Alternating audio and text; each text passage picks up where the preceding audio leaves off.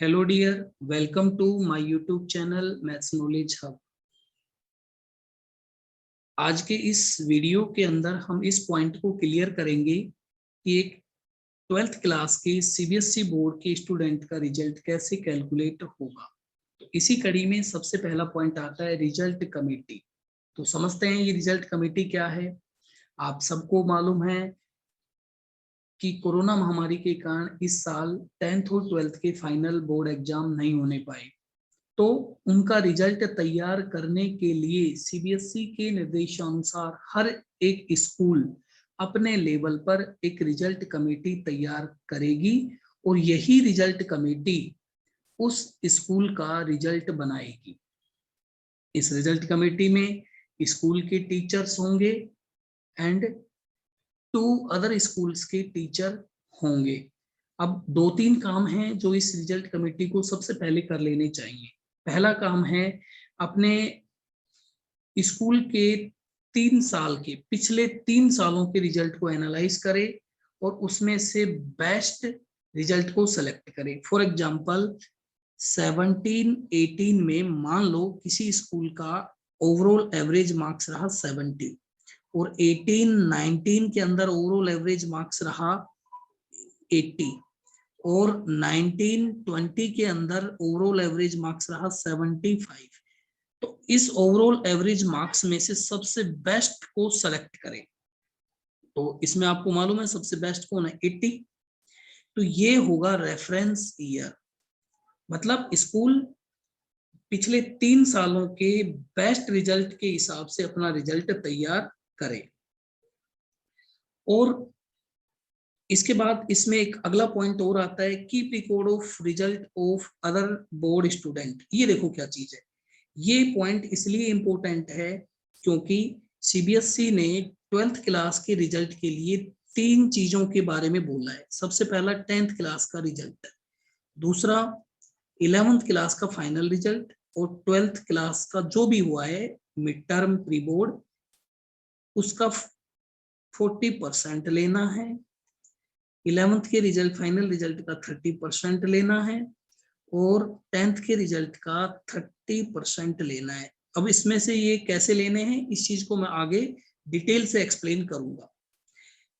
तो इस पॉइंट को मैं एक बार दोबारा से बता रहा हूं, ये पॉइंट क्या है इसको देखते हैं कि सीबीएसई बोर्ड के जो ओल्ड स्टूडेंट हैं, मतलब जिन्होंने सीबीएसई बोर्ड से अपना 10th पास किया है, उनका 10th का रिजल्ट पोर्टल पर ऑटोमेटिक मिलेगा।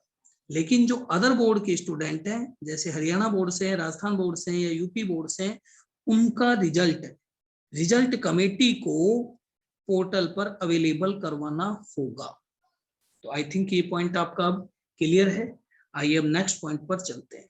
ये जो वीडियो है वो टीचर्स और स्टूडेंट्स दोनों के लिए ही यूजफुल है।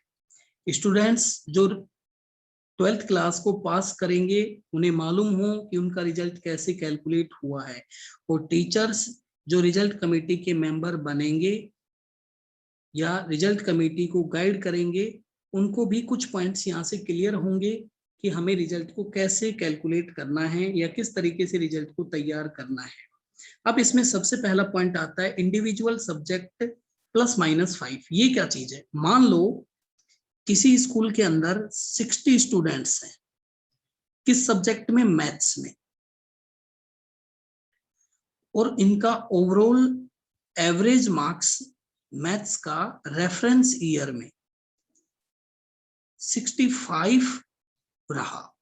Overall average marks reference year में 65 रहा। तो 2021 के अंदर जो मैथ्स के मार्क्स होंगे उनकी रेंज 65 +-5 रहेगी। मतलब 60 मार्क्स से वेरी करेंगे कहां तक, 70 तक, या फिर ऐसे कह सकते हैं हम 60-70 मार्क्स तक आप मार्क्स दे सकते हो मैथमेटिक्स में। सेम अदर सब्जेक्ट के लिए भी, फिजिक्स के लिए, तो सबसे पहला काम क्या करना है, फिजिक्स का रेफरेंस ईयर में ओवरऑल एवरेज मार्क्स कैलकुलेट करना है और उसमें +-5 कर सकते हो। Overall average marks should not exceed +2। मान लो रेफरेंस ईयर में किसी स्कूल का ओवरऑल एवरेज मार्क्स रहा 60, तो स्कूल 2021 के अंदर ओवरऑल एवरेज मार्क्स को 60+2 से ज्यादा नहीं कर सकती, मतलब 62 मार्क्स से ज्यादा नहीं कर सकती है। उसे 61 या 62 से लेस ही रखना है, या तो 61 रखे या 61.5 रखे, 61.99 रखे, लेकिन 62 से ज्यादा ना करे। हाँ 60 रख सकती है। Convert best 3 marks in proportional of 80। ये वाला पॉइंट देखो क्या है, ये वाला पॉइंट है, जैसे मान लो हम 10th क्लास में एक बात बोली गई है कि 10th क्लास का जो रिजल्ट है उसके बेस्ट 3 सब्जेक्ट के मार्क्स, 3 सब्जेक्ट मान लो मैथ्स में आए किसी बच्चे के 70 आए, कितने में से आए, 90 में से आए, और किसी सब्जेक्ट में 90 में से आए, और 65 आए, ये भी 90 में से आए, और एक आया 80, ये भी आया 90 में से। तो आपको सबसे पहले इन मार्क्स को 80 के प्रोपोर्शनल में कन्वर्ट करना है। मतलब सीबीएसई की मार्कशीट में आपने देखा होगा, इसमें 80 मार्क्स 10th क्लास की में स्पेशली मैं बात करूं 10th की, 80 मार्क्स थ्योरी के होते हैं और 20 मार्क्स होते हैं प्रैक्टिकल या इंटरनल असेसमेंट के। तो किसी बोर्ड में मान लो उसमें 10 मार्क्स प्रैक्टिकल या इंटरनल असेसमेंट के हैं और 90 मार्क्स थ्योरी के हैं, तो सबसे पहले आपको उसको 80 के रेशियो में कन्वर्ट करना होगा। तो ये कन्वर्ट कैसे करेंगे ये आपको मालूम है। तो देखो यहां से आप सोचो कि 90 में से कितने आए 70, एक में से कितना आएगा 70/90, और 80 में से कितने आएंगे ये मार्क्स जो भी आया वो कैलकुलेट कर लेना। बेस्ट 3 मान लो ये बेस्ट 3 है, फिर सेम ऐसे ही दूसरे का, फिर इनका एवरेज लेना है, एवरेज लेना है। चलो नेक्स्ट पॉइंट पर।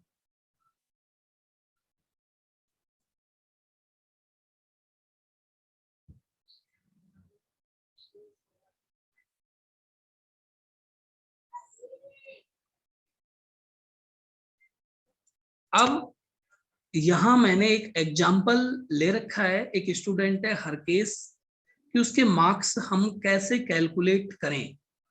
इसमें मैंने पूरा सब कुछ डिटेल से एक्सप्लेन किया है। जैसे मान लो एक स्टूडेंट है हरकेश और उसकी 10th क्लास की मार्कशीट पे इस तरीके से मार्क्स लिखे हुए हैं। हिंदी में उसके 75 मार्क्स है, ये किससे हैं, आउट ऑफ 80 है, भाई 80 का है, और ये कितना है 20 का है। अच्छा, तो 75 मार्क्स हैं, फिर 70 मार्क्स है इंग्लिश में, 78 मार्क्स है मैथ्स में, इस तरीके से दे रखे हैं। तो इनमें से सबसे पहले बेस्ट 3 मार्क्स को सिलेक्ट कर लो। तो बेस्ट 3 इसमें आपको कौन से दिख रहे हैं, मैथ्स में 78, हिंदी में 75 और साइंस में 77। तो इनका देखो 75, 78, 77 और इनका 3 जो सब्जेक्ट है इनका एवरेज कैलकुलेट कर दिया। वो एवरेज कितना आ गया 76.66, ये आ गया। अब इस 76.66 का कितना वेटेज लेना है, थ्योरी वाले पोर्शन में 30% वेटेज लेना है। मतलब इस बात को भी समझो, थ्योरी में ही क्यों, आपको इंटरनल या प्रैक्टिकल मार्क्स को देखना ही नहीं है। क्यों, क्योंकि 12th क्लास में इंटरनल और प्रैक्टिकल के मार्क्स ऑलरेडी स्कूल दे चुका है, या फिर ऑलरेडी मार्क्स वो जा चुके हैं, और जिनके नहीं भी गए हैं तो उनको अलग से अरेंज, उनको अलग से मार्क्स देने होंगे। ये इंटरनल और प्रैक्टिकल के मार्क्स उनको अलग से ही देने होंगे। तो आपको बस थ्योरी में इसका 30% वेटेज देना है। तो आप सोचो 80 मार्क्स का 30% का वेटेज, मतलब ये कितना आ गया 24 मार्क्स आपको 80 में से 12th के फाइनल एग्जाम में जो 80 का पेपर है उसमें से 24 मार्क्स 10th क्लास देगी, यानी ये जो 76.66 आया इसका 30% कैलकुलेट होगा। तो जो भी मार्क्स आएगा वो इसमें यहाँ पर कैलकुलेट होगा। अब मान लो आगे चलते हैं, 11th क्लास की बात करता हूँ। 11th क्लास में इंग्लिश के मार्क्स 75 हैं प्लस 20, 79 है प्लस 20, सेम ऐसे ही फिजिक्स, केमिस्ट्री और म्यूजिक इस तरीके से दे रखे हैं। और 12th क्लास का मान लो किसी स्कूल ने प्री बोर्ड करवा लिया है और उस प्री बोर्ड में इस तरीके से मार्क्स दे रखे हैं। तो आप देखो इसमें जो 10th क्लास है उसमें तो एवरेज कैलकुलेट करना है, लेकिन 11th क्लास और 12th क्लास के मार्क्स जो होते हैं वो सेम वेटेज में होते हैं। जैसे ये थ्योरी के मार्क्स किससे दिए गए होंगे, 80 से, तो यहाँ भी 80 से ही दिए गए होंगे। इंटरनल और प्रैक्टिकल वाले मार्क्स को तो हमें देखना ही नहीं है क्योंकि ये ऑलरेडी हो चुका है, तो हमें बस इन्हीं मार्क्स को देखना है। तो जैसे मान लो कि एक स्टूडेंट को इंग्लिश के मार्क्स को कैलकुलेट करके दिखाता हूं मैं आपको कि इंग्लिश के मार्क्स हम कैसे कैलकुलेट करेंगे। तो मान लो इंग्लिश में किसी स्टूडेंट के 75 मार्क्स आए थ्योरी के अंदर 11th क्लास में। इंग्लिश के मार्क्स देखो, इंग्लिश वो हम कैसे कैलकुलेट करेंगे, देखो 75, इसका वेटेज कितना लेना है, इसका वेटेज लेना है आपको 30%। तो 75 का 30%, 75 का 30% प्लस इंग्लिश के मार्क्स प्री बोर्ड में देखो 75 हैं, उसका भी 75 का कितना लेना है, लेकिन वेटेज 12th का है 40%, 40/100 प्लस 10th क्लास का वेटेज देखो 10th क्लास में यहां से इसका 30% लेना है, तो 76.66 का 30% लेना है। ये मार्क्स जो भी कैलकुलेट होंगे वो आपके आउट ऑफ 80 मार्क्स होंगे।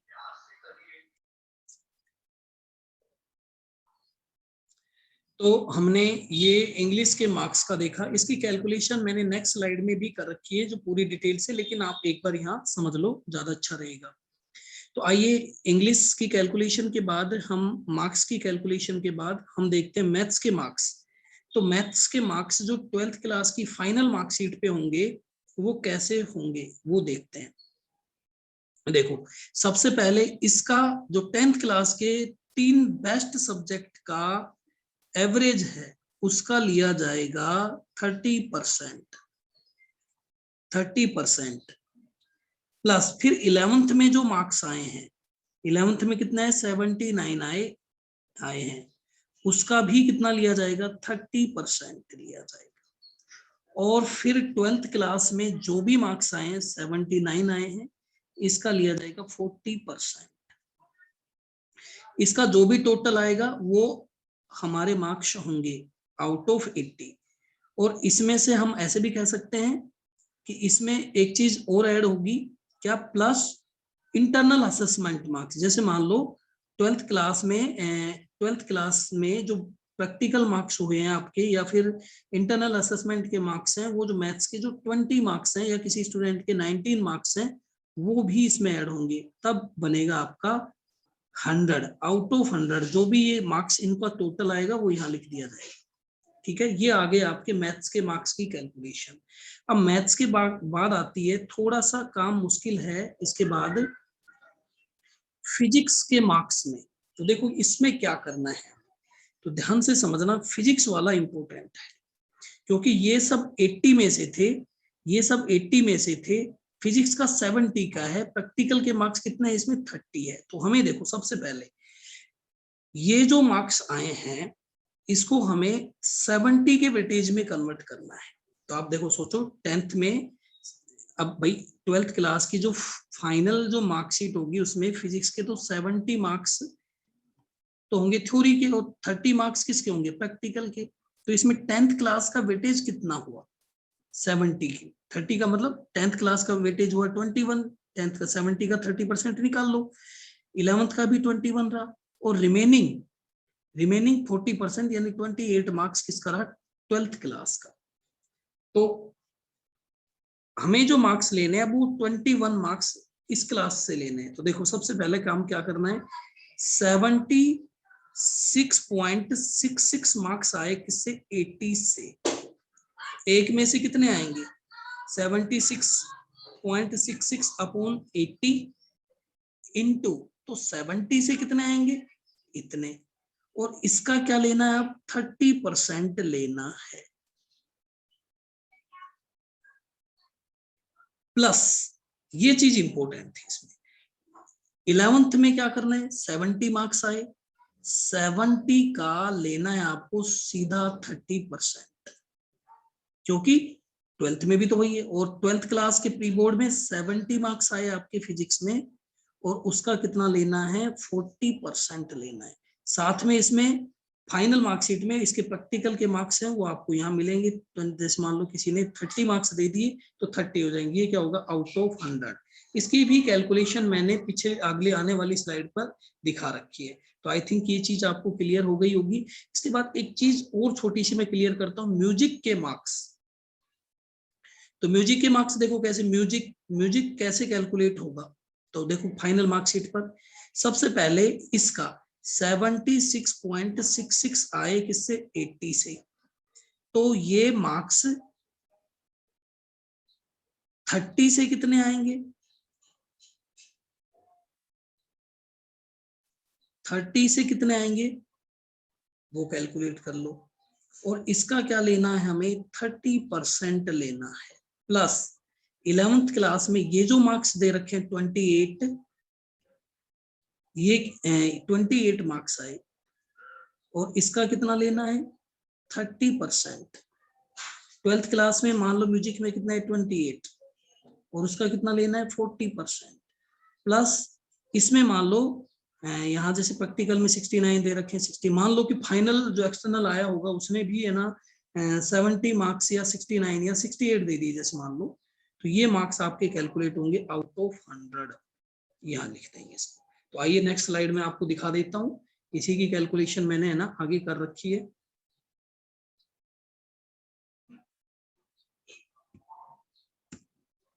देखिए यहाँ पर, यहाँ मैंने मैथ्स के मार्क्स की बात की है, तो मैथ्स के मार्क्स आप वहां से देख सकते हो। ये था हमारा 10th क्लास, ये हमारी है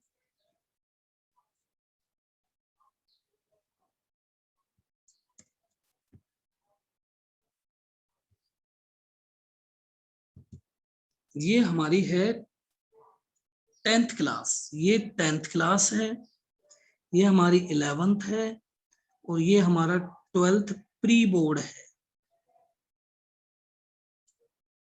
जरूरी नहीं है मिड टर्म भी हो सकता है।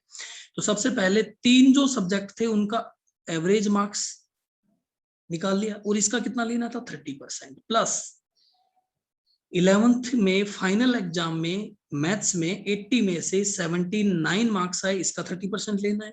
और 12th के प्री बोर्ड में 79 मार्क्स आए आउट ऑफ 80, उसका 40% लेना है, प्लस 20 मार्क्स आपको 12th के फाइनल जो जा चुके हैं या जो भी गए हैं, जैसे 20 है, किसी के 18 हो सकते हैं, 17 होंगे, जो भी है वो इसमें ऐड करना है। तो ये मार्क्स आपको फाइनल मार्कशीट में मिलेंगे आउट ऑफ 100, किसमें, मैथ्स में।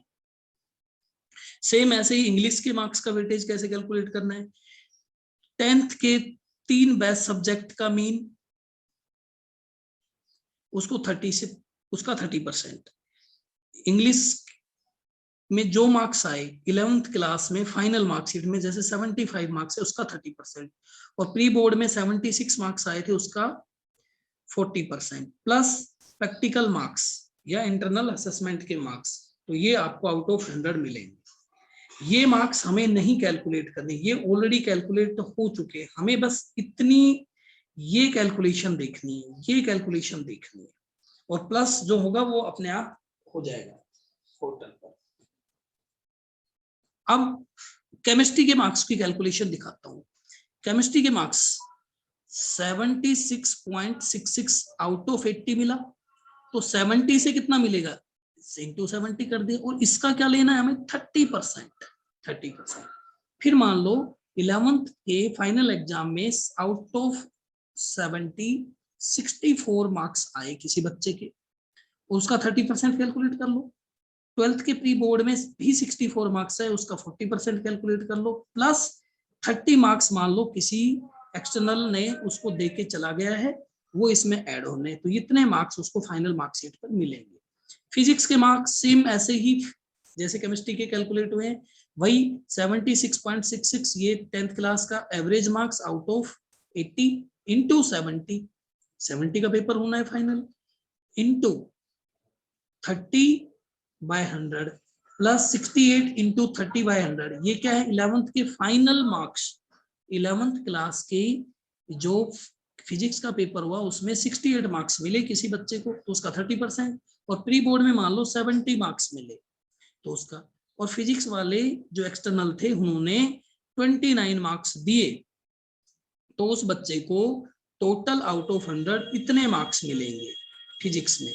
सिमिलरली म्यूजिक के मार्क्स की बात करें तो फिजिक्स और केमिस्ट्री में 70 का था, मैथ्स में 80 का, तो यहाँ कोई प्रॉब्लम ही नहीं है। तो बात करते हैं म्यूजिक के मार्क्स की।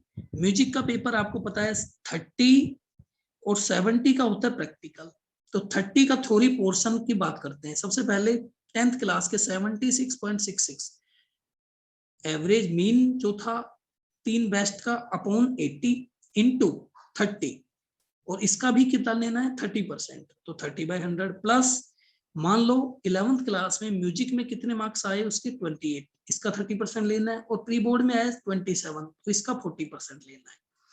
फिर इसके बाद प्रैक्टिकल में एक्सटर्नल ने मान लो उसको 69 मार्क्स दे दिए, तो इन सबका टोटल निकालना है, वो इतने इसको मिलेंगे आउट ऑफ 100। तो इस तरीके से मार्क्स है ना, ये जो दे रखा है ये तरीके से आपके मार्क्स कैलकुलेट हो जाएंगे। अब बात करते हैं कि मान लो एक और सब्जेक्ट, 5 से ज्यादा भी सब्जेक्ट हो सकते हैं किसी स्कूल किसी स्टूडेंट के पास, तो उसके मार्क्स जैसे फिजिकल एजुकेशन, उसके मार्क्स कैसे, तो इनमें से जो बेस्ट 3 है, जैसे इसमें मुझे बेस्ट 3 कौन दिख रहे हैं, मैथमेटिक्स दिख रहा है, फिजिक्स दिख रहा है और म्यूजिक दिख रहा है, तो बेस्ट 3 का एवरेज कैलकुलेट कर दीजिए। तो बेस्ट 3 का जो एवरेज आएगा 98.3 प्लस 97.5 प्लस 96.8, इसका एवरेज वो आपको फिजिकल एजुकेशन में मिल जाएंगे, लगा दिए जाएंगे।